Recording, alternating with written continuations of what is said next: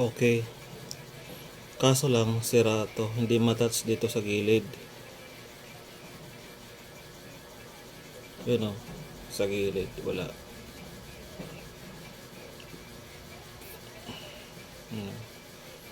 Mag-type ka, wala sa gilid. Pero, testing natin eh. Tanggalin ko muna to. May sira yata itong ano eh. Itong isa. Itong bago kong order. Itong my frame. Kasi, pag itong my frame, namamatay yung magre-restart. Minsan, hindi mag-restart pero hindi matouch. Ito yung my frame mo. Hindi ko pa nadikit. Wala pa ano. Hindi ko pa nilagay. Ano lang. Testing lang dito. Tandaan tayo dito.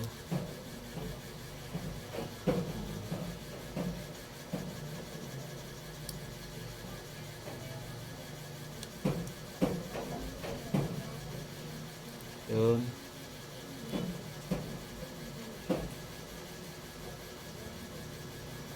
Power.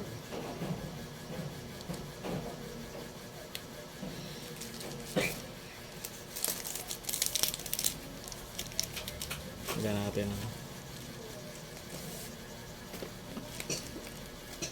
plastic para hindi tatama. Ganyan.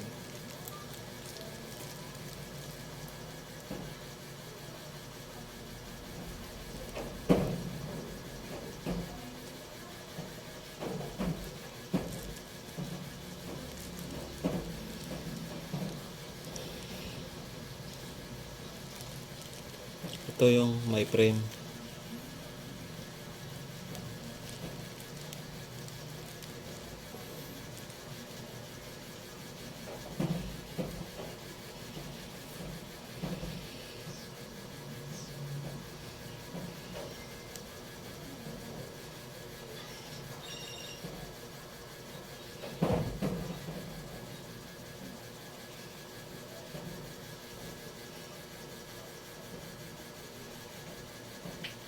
Hindi talaga matouch eh. Yun. Mamatay na lang.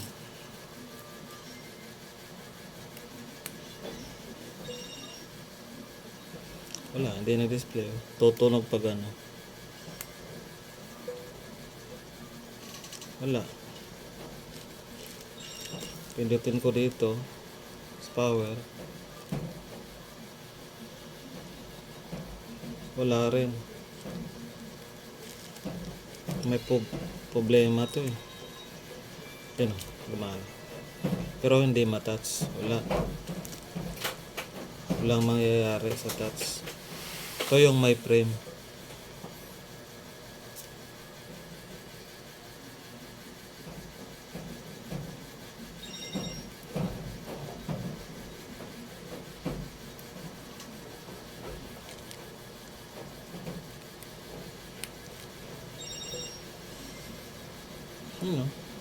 Ayaw man. Hindi mag-respond sa touch.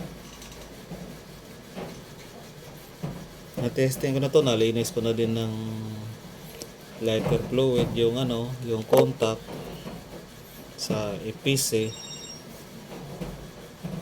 O yung connector. Wala. Hindi talaga mag-touch.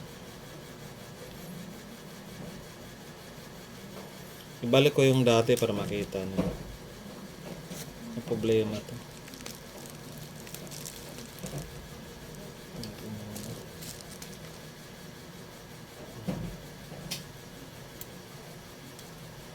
Balik ko tong dati.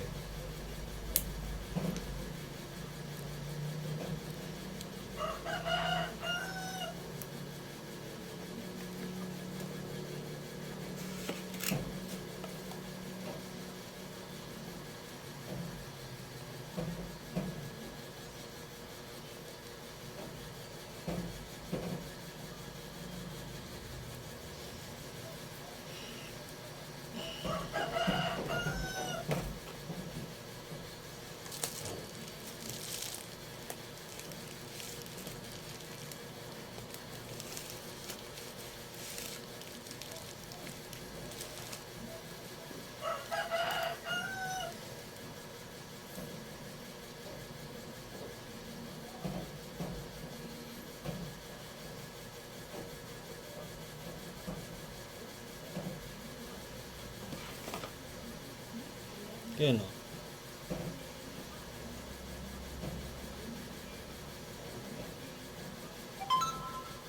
Actually, ito din yung order ko sa store eh. Sa Rainbow LCD. Kaso lang, wala na akong ano. Di ko na pwede refund, request. Kasi nadikit ko na. Kaya, umorder ako na may frame ba. Dahil baka hindi pantay tong frame na to. You know. Problema, testing ko ulit tong last time tong may frame. Kaso nga lang, tong may frame, sira din naman.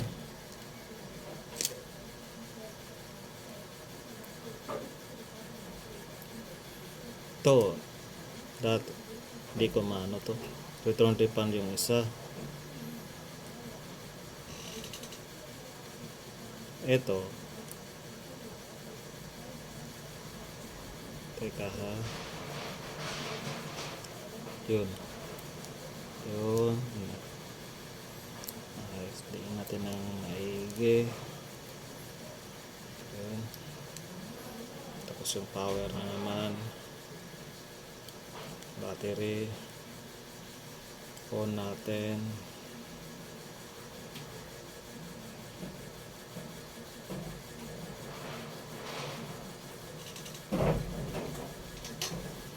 Ito yung my frame. Pangalawang testing. Pero na-testing ko na to kanina. Testing ko na. Para malinaw.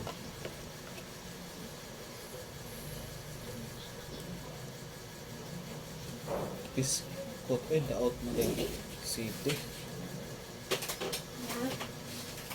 Daot rin usa.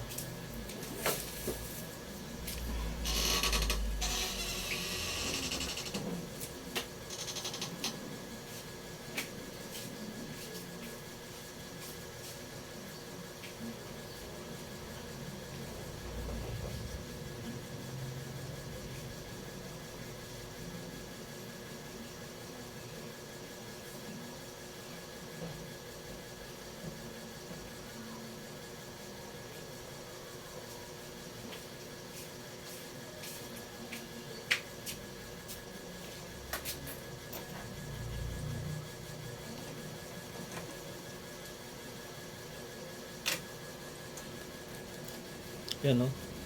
Basta ito ang ilagay, magre-restart lang yung cellphone. Re-restart lang pag ito ang ilagay. Kaya tutuloy siya pero hindi rin matouch. Yan o, nagwala.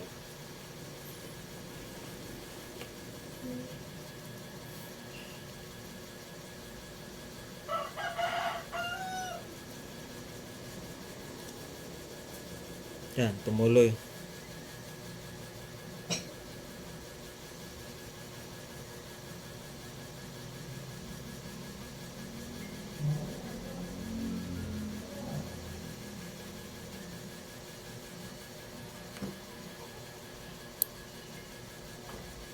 Ano? Hindi matouch, walang respond, wala lahat. Dapat ano na yan eh, diba? Mag-unlock na yan. Oops. Teka.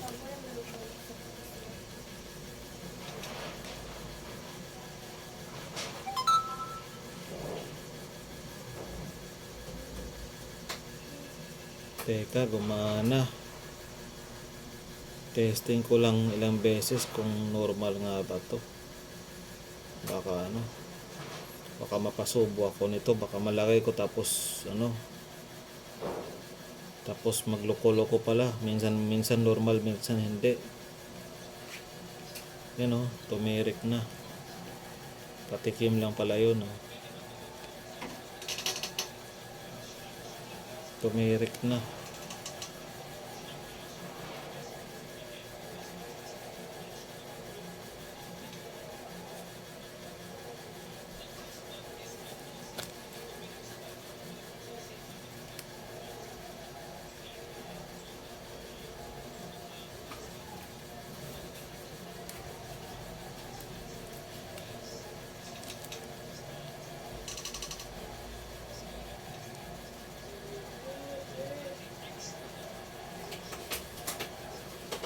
Wala.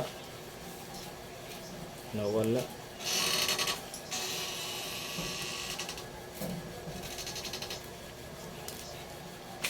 Hindi na naman, no?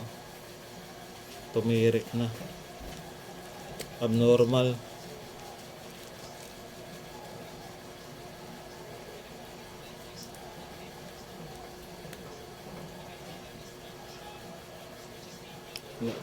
Iba ang parang iba yung behavior ng cellphone pag itong LCD na to nakasaksak. Dapat tutunog yan pa rin. May shortage siguro to, hindi ko alam. Wala na naman.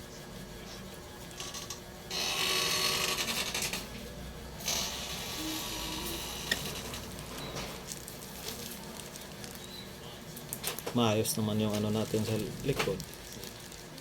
Anan.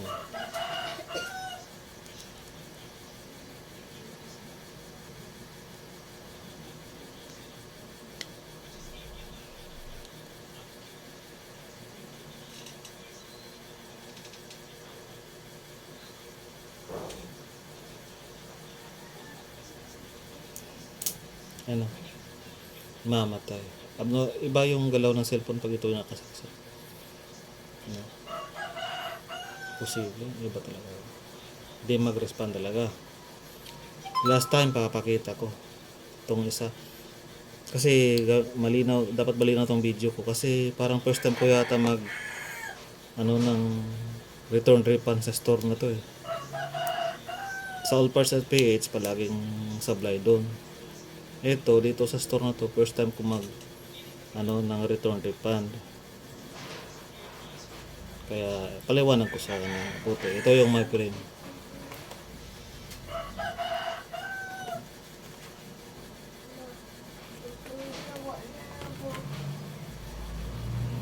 Hindi naman nila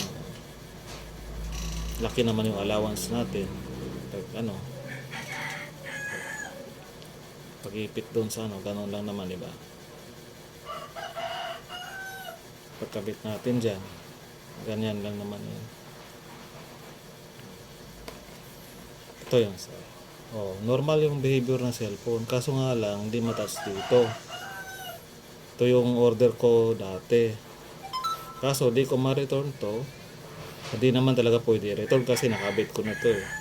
Kaya itong nag-order ako nitong bago, kasi baka daw ako itong primo may problema. Kaso nga lang, ito din problema talaga to. I-return refund ko.